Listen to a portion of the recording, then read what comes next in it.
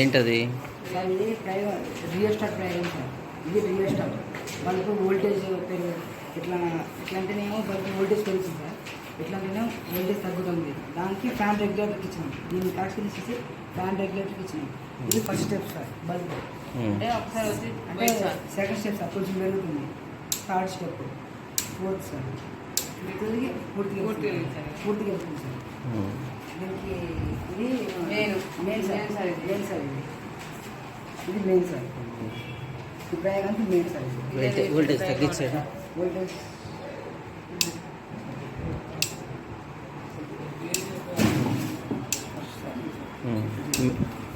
ఇది main of చేయండి, on చేయండి.